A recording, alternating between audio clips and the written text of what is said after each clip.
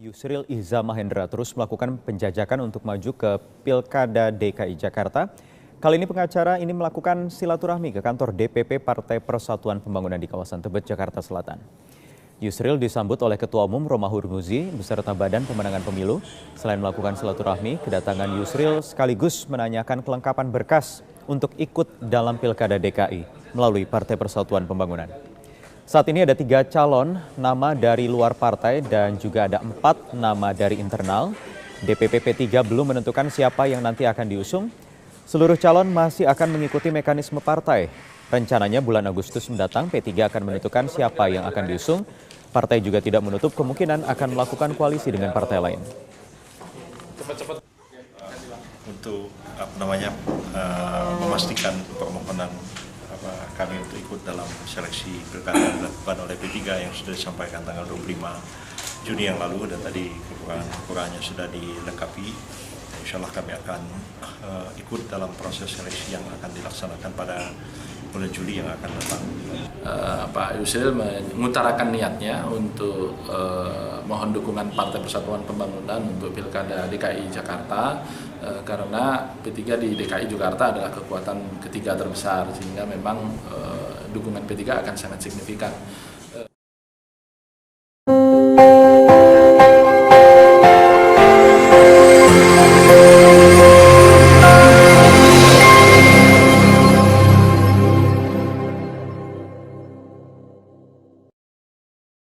Beralih ke informasi dugaan adanya mafia tanah dalam proses pembelian lahan di Cengkareng, Jakarta Barat berhembus dengan kencang.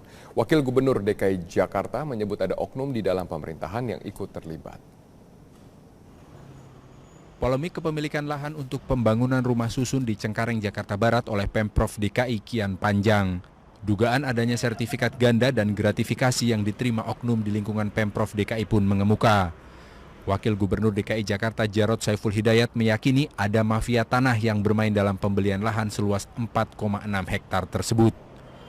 Karena di Jakarta ini mafia-mafia ini bermain terus, ya ini mari ya kita bongkar habis menurut saya. Siapapun yang terlibat gitu ya, itu harus bertanggung jawab. Bukan hanya mengembalikan uang negara, ya tapi juga bisa pidana loh.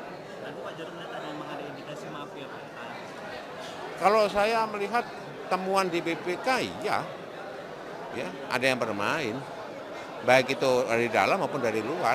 Tidak bisa dari luar saja, tanpa bantuan dari dalam. Sementara itu, Komisi Pemberantasan Korupsi membenarkan pihaknya kini tengah menyelidiki kasus ini dengan meminta keterangan sejumlah pihak. Mungkin untuk konfirmasi beberapa data itu memang diminta. Gitu. Artinya sudah ada tim yang kesana untuk ada ya.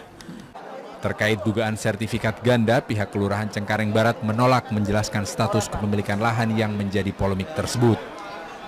Punya perseorangan gitu, atau gimana Pak?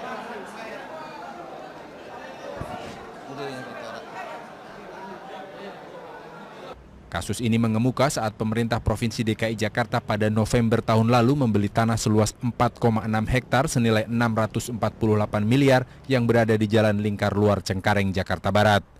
Belakangan diketahui bahwa tanah tersebut ternyata adalah milik Dinas Kelautan, Pertanian, dan Ketahanan Pangan DKI Jakarta. Ini artinya pemerintah Provinsi DKI Jakarta telah membeli lahan yang sebenarnya adalah miliknya sendiri. Tim Liputan, Metro TV. Kepala Dinas Tata Air Pemprov DKI Jakarta Teguh Hendrawan diperiksa Komisi Pemberantasan Korupsi selama 3 jam. Usai diperiksa, Hendrawan mengaku telah mengembalikan uang gratifikasi sebanyak 310 juta rupiah yang ia terima kepada KPK. Usai menjalani pemeriksaan selama 3 jam, Teguh merampungkan pemeriksaannya dan keluar gedung KPK tanpa dikenali oleh awak media. Saat dikonfirmasi kontributor Metro TV, Teguh mengaku dalam pemeriksaan kali ini dirinya dicecar seputar pengadaan barang tahun 2012-2014. Teguh juga sempat ditanya terkait sejauh mana dirinya mengenal M. Sanusi. Teguh menjelaskan dirinya hanya sebatas mengenal Sanusi sebagai anggota DPRD DKI Jakarta. Diketahui sebelumnya, kasus tersebut berawal saat KPK menangkap tangan sejumlah orang pada tanggal 30 Maret lalu, diantaranya Ketua Komisi D DPRD DKI Jakarta M. Sanusi, asisten pribadi PT APL, serta supir pribadi M. Sanusi. Anggota DPRD DKI Jakarta fraksi Partai Hanura Zainuddin diperiksa penyidik KPK selama 3 jam terkait kasus dugaan suap pembahasan Raperda Reklamasi Jakarta. Usai menjalani pemeriksaan selama 3 jam, Zainuddin merampungkan pemeriksaannya dan keluar gedung KPK. Saat dikonfirmasi, Zainuddin mengaku dicecar penyidik seputar pembahasan Raperda Reklamasi Teluk Jakarta. Menurut Zainuddin, dirinya tidak terlalu banyak mendapat pertanyaan dari penyidik. Zainuddin berdalih pemeriksaan kali ini hanya pelengkap pemeriksaan sebelumnya. Namun politisi Hanura tersebut berkelit saat ditanyai apakah dirinya sempat ditanyai penyidik seputar aset milik tersangka M. Sanusi. Pertanyaan dikonfirmasikan Anda? Ada 10-20 Pak? Enggak. Dikit aja Pak ya? Ya, sebatas soal aja, Pak. Pelengkap aja, tapi soal masih tetap seputar pembahasan reklamasi Pak ya? Oh gitu, sempat ditanyakan soal aset-aset Pak Sanusi nggak Pak? Selamat malam pemirsa, inilah Headline News pukul 22 waktu Indonesia Barat. KPK memperpanjang masa penahanan mantan Ketua Komisi D DPRD DKI Jakarta M. Sanusi yang berstatus tersangka dugaan suap Raperda Reklamasi Jakarta. Usai menjalani pemeriksaan selama 2,5 jam, M. Sanusi keluar dari gedung KPK dengan didampingi tim kuasa hukumnya. Saat menuju mobil tahanan, Sanusi mengatakan dalam pemeriksaan kali ini KPK memperpanjang masa penahanan dirinya selama 30 hari ke depan hingga tanggal 29 Juli. Selain memeriksa M. Sanusi, penyidik juga memeriksa sejumlah saksi, diantaranya anggota DPRD DKI, fraksi Partai Hanura Zainuddin, serta Kepala Dinas Tata Air Pemprov DKI Jakarta, Teguh Hendrawan. Pertanyaan hari ini Bang. Perpanjangan masa penahanan Bang ya. Soal itu sempat disinggung soal berkaitan masih soal aset-aset Abang nggak Bang? Enggak. Perpanjangan aja. Perpanjangan penahanan berapa hari Bang? Sampai 29 Juli. 29 Juli. Oke, terima kasih Bang Sanusi. Dan atmosfer politik jelang pemilu gubernur DKI sudah mulai memanas sejak beberapa bulan terakhir. Sejumlah nama yang digadang pun mulai mengkerucut. Partai politik pun mulai membidik siapa yang akan mereka usung menjadi suksesor. Dari Ahok, Tri Risma, Ridwan Kamil, hingga Ahmad Dhani. Sudah lama nama-nama ini santer disebut akan memanaskan bursa pemilihan gubernur DKI Jakarta 2017. Namun seiring bergulirnya waktu, bursa nama kandidat mulai mengerucut. Gubernur Basuki Cahayapurnama memutuskan kembali maju di Pilgub 2017. Tidak sedikit warga ibu kota yang berharap Ahok melaju melalui jalur independen. Para pendukung Ahok ini menargetkan pengumpulan 1 juta KTP. Namun upaya Ahok maju lewat jalur independen pada Pilkada DKI Jakarta 2017 berakhir ketika ia memilih pinangan 3 partai politik yang mendukungnya. Mereka juga pasti mau nyalonin saya, udah pasti oke dari dulu kok. Cuman waktu itu teman Ahok kan anak muda yang pengen menunjukkan mereka bisa. Atau mungkin memang saya kan lebih suka Pak Jarod juga, nggak ada masalah apa-apa. Mengapa partai politik lagi-lagi dipilih sebagai sandaran?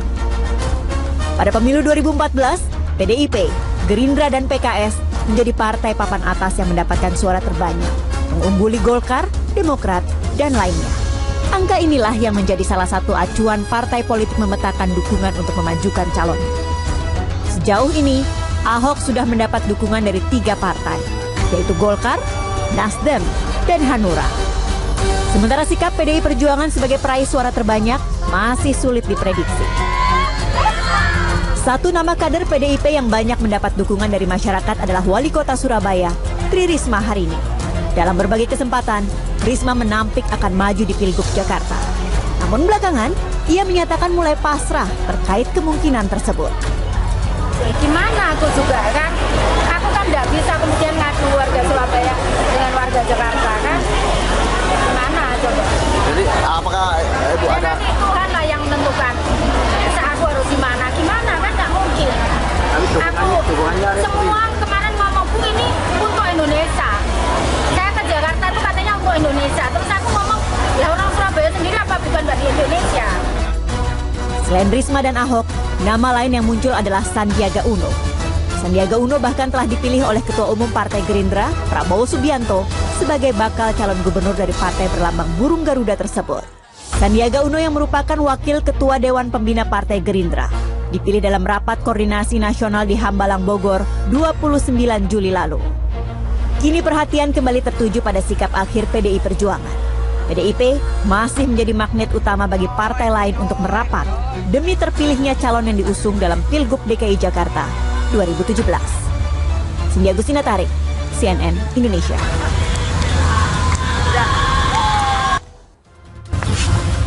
Logam berharga diduga emas atau kuningan ditemukan di struktur batuan yang diduga candi.